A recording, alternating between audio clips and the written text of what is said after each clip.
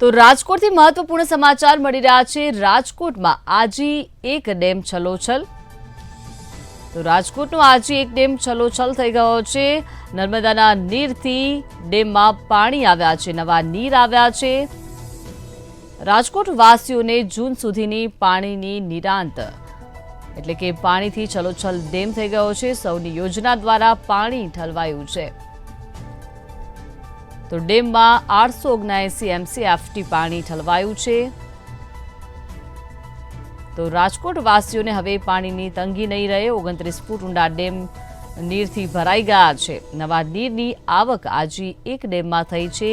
28.35 ફૂટ dam નર્મદાના નીરથી ભરાયો છે। રાજકોટ વાસીઓને હવે જૂન સુધી પાણીની સમસ્યા નહીં રહે, પાણીમાંથી નિરાંત મળશે। સૌની યોજના દ્વારા આજે એક ડેમમાં પાણી ઠલવાયું છે। તો ડેમમાં 879 MCFT પાણી ઠલવાયું છે।